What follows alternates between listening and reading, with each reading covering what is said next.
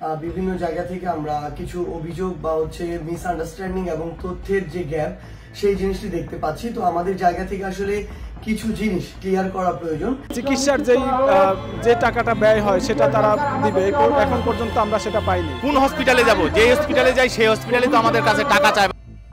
জুলাই স্মৃতি ফাউন্ডেশনের সাধারণ সম্পাদক পদ থেকে অব্যাহতি নিয়েছেন সার্জিস আলম। ধীরগতি, বেহাত হওয়া অর্থ সহায়তা না পাওয়া থেকে শুরু করে নানা বিতর্কের পর এই পদ থেকে অব্যাহতি নিয়েছেন সার্জিস আলম। জুলাই গণ অভ্যুত্থানে শহীদ ও আহতদের চিকিৎসা ও আর্থিক সহায়তার জন্য জুলাই স্মৃতি ফাউন্ডেশন নামে একটি ফাউন্ডেশন গঠন করা হয়। বুধবার সার্জিস তার ব্যক্তিগত ফেসবুক অ্যাকাউন্টে এক পোস্টের দায়িত্ব থেকে অব্যাহতির বিষয়টি নিশ্চিত করেন। 1 অক্টোবরে চালু হওয়া ফাউন্ডেশনটির সাধারণ সম্পাদক হিসেবে সার্জিস 21 অক্টোবর থেকে দায়িত্ব পালন করে আসছিলেন। অবশেষে দায়িত্ব গ্রহণের প্রায় 2 মাস পর 31 ডিসেম্বর সার্জিস পদটি থেকে সরে আসেন। গত বছরের অক্টোবরে যাত্রা শুরুর প্রথম থেকেই সংগঠনটির সমালোচনার জন্ম নেয়।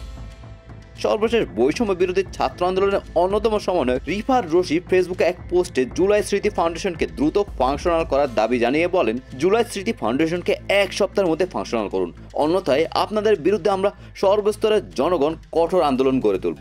উক্ত পোস্টে সার্জিস আলম রিফাত রশিদকে ফাউন্ডেশনের দায়িত্ব নেওয়ার আহ্বান জানিয়ে বলেন, আন্দোলন করা লাগবে না, কালকে থেকে তুই দায়িত্ব নে।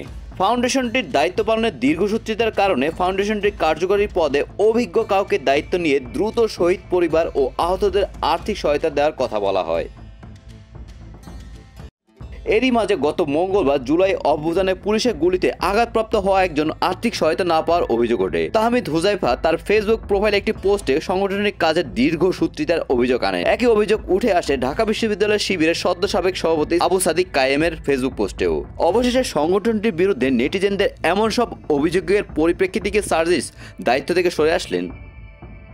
সার্জিস আলম তার পোস্টে বলেন, এখন থেকে ফাউন্ডেশনের সাধারণ সম্পাদকের কোনো পদ নেই, গভর্নিং বডির দায়িত্ব পালন করবে। গভর্নিং বডিতে প্রধান উপদেষ্টা ছাড়াও স্বাস্থ্য, সমাজ কল্যাণ, স্থানীয় সরকার ও আইসিটি মন্ত্রণালয়ের 4 জন উপদেষ্টা রয়েছেন। ফাউন্ডেশনটির চিফ এক্সিকিউটিভ অফিসার হিসেবে এখনও শহীদ মীর মুগ্ধর ভাই মীর স্নিগ্ধ রয়েছে। উল্লেখ্য, জুলাই স্মৃতি ফাউন্ডেশন নিয়ে নানা ধরনের বিতর্ক রয়েছে। এর মধ্যে দীর্ঘসূত্রিতা এবং মেডিকেল বোর্ডের মাধ্যমে চিকিৎসা না দেওয়ার অভিযোগটি সবচেয়ে বেশি গুরুতর।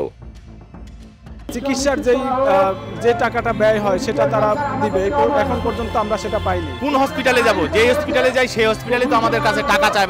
আমরা আমাদের জায়গা থেকে প্রথমে যদি বলি যে এই মুহূর্তে আসলে MIS অর্থাৎ স্বাস্থ্য মন্ত্রণালয়ের যে ডেটা যে শীটটি রয়েছে সেই MIS এ আসলে ডেটা সেন্টার যেটি, সেখানে এখন পর্যন্ত ভেরিফাইড শহীদের সংখ্যা 826 জন।